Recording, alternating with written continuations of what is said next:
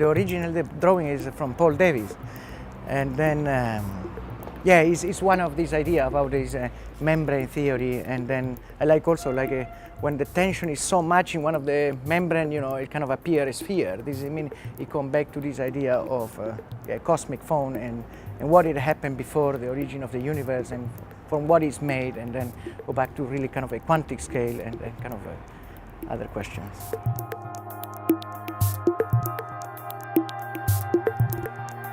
One of the things which I always kind of get inspired is about this idea of multiple universes, and this, I mean, and then what it comes also the idea about this membrane theory or M theory. This, I mean, is always, and then you can go back to Borges. I will read it now in Italian.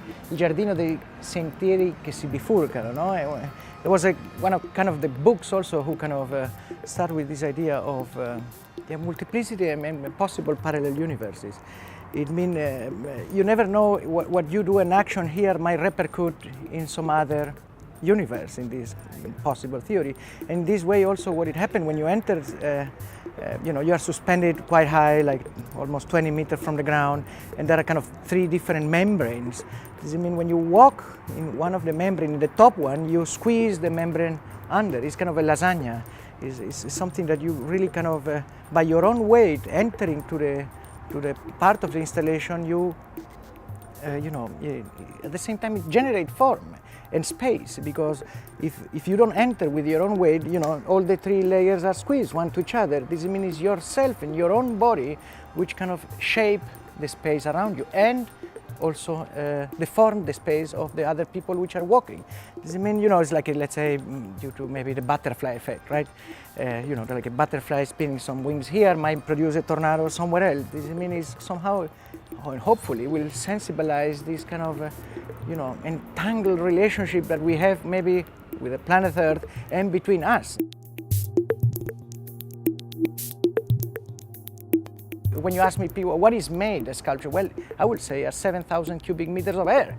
When you enter the piece, I mean, one of the things which first happens is when you open one door and the second door, a big flow of air will come. This means what happens is really kind of your hair, maybe it kind of turn around and can start to move. And then, what it happens when you open it, sometimes people will forget the two door open. This means there is a huge volume of air which is going out. This means you kind of first feel that inside the room there is something which is air at another pressure, which normally we breathe. And then I think so that the other thing, you will see the people up there, somehow they will start to fall, because then you will understand, oh my God, as long as I leave the 2 doors open, the people up there is what is thanks to the air that they are kind of floating above us. Does it mean there is this kind of, it starts already like a kind of a codependency about like the people which enter in the lower layer and the layers on the top.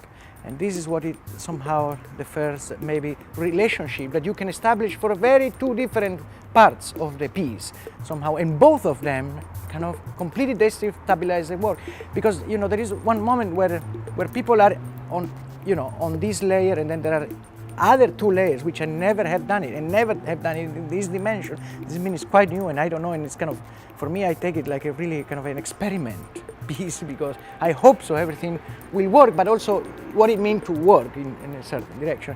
Does it mean it's not only like the movement of the people upstairs, which each movement of the people affect, which are kind of inhabit the piece itself, but also the people which enter in the lower part.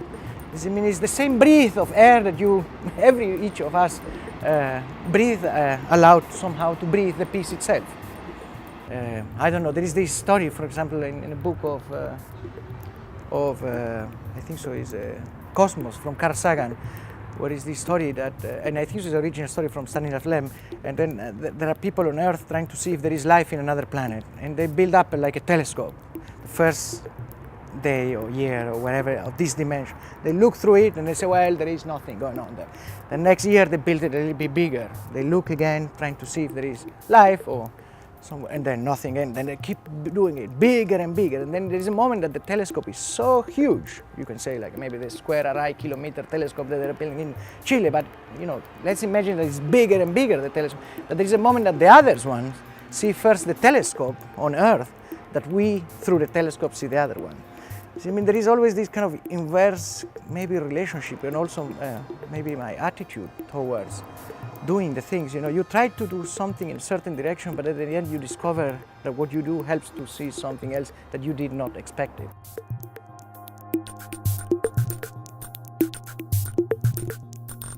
It's all about this open source way of collaborate to do something, you know, and somehow, and you know, go back to vernacular architecture, but you know, there is some kind of an embedded knowledge in between people and society, which somehow, you know, have to be triggered by something to understand that really we kind of, it's necessary to collaborate, and it's necessary to communicate, and it's necessary to understand how much the movement that I do affect the movement of the other one.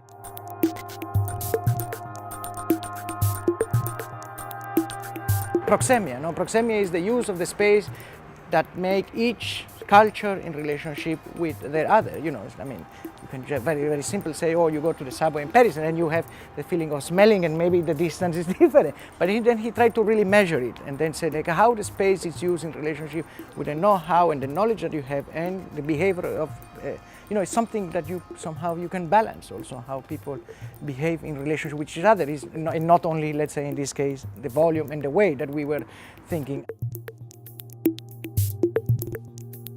I like the idea that in the future we might be able to also build cloud cities and cities which might simulate clouds, and then also how is the way also how we communicate, travel, and you know, there is something today which is going on in a level of the atmosphere which they are trying to build this kind of high altitude platform. This means it will not only be, you know, this kind of possibility of cloud cities, not only the possibility of physically inhabit, but also, you know, if you think about a satellite or how internet is built upon, and then, you know, it's like where in which area today are communicated, and you know, and it's a very cheap alternative of building satellites. It's much more easy to deploy, it costs much less. This means, you know, and what this brings also to people living in another floating city, which is the planet Earth today. This means it's also like a kind of something which you could inhabit in one way or another.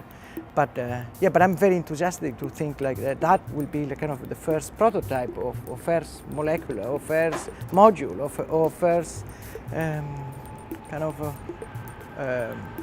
layer of a membrane. You can later add it to another one, and then you can add it to another one, and then slowly it could form a kind of a possibility of a flying city.